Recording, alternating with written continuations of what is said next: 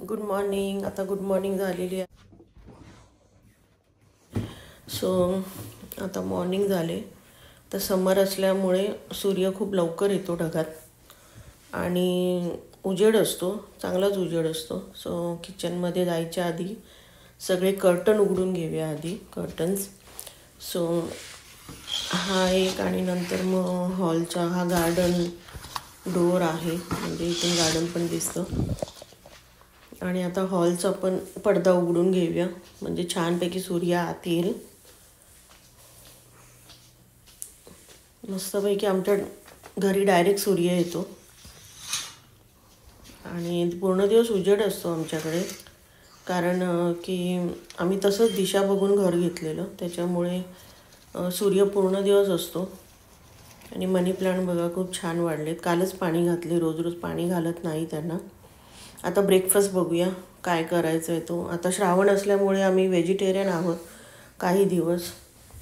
So आता कांदे पोहे आणि ह्याच्यामध्ये इडली. आजचा ब्रेकफास्ट आहे. Good morning. It's a Saturday morning आणि श्रावण असल्यामुळे आमचा ब्रेकफास्ट व्हेजिटेरियन आहे. सो मला, माझ्या मुलीला, माझ्या नवऱ्याला पोहे आवडतात. जर ब्रेकफास्ट इंडियन ब्रेकफास्ट हवं असेल तर. आणि माझा मुलगा पोहे खात नाही, त्याची खूप नाटके आहेत खायचे, म्हणून मग इथे इडली ठेवले.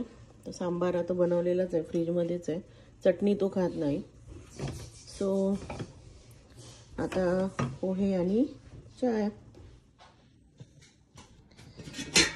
इडली याचं ना हँडल तुटलं आहे, हे वरचं माहीत नाही कुठे गेलं डिशवॉशरमध्ये. सो इडली रेडी आहे. गुगू झाली तुझी इडली, घे.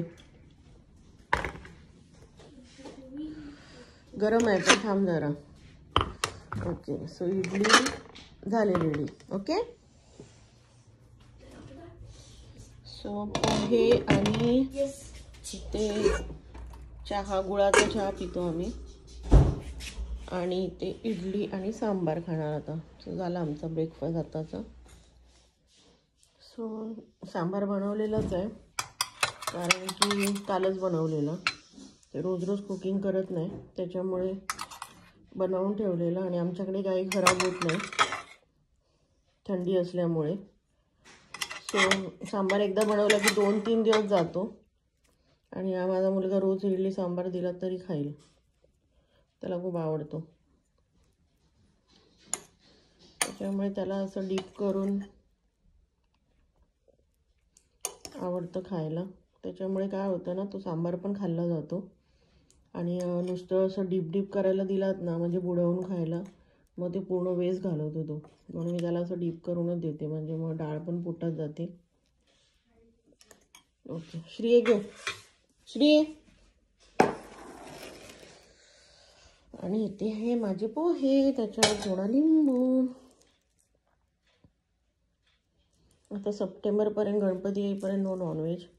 आणि आम्ही दुबईला भरपूर नॉनव्हेज खाल्ले, त्याच्यामुळे थोडा पोटाला आराम, म्हणून काही दिवस व्हेजच खाणार आहे. सो आता पोहे आणि चहा. So thank you so much for watching.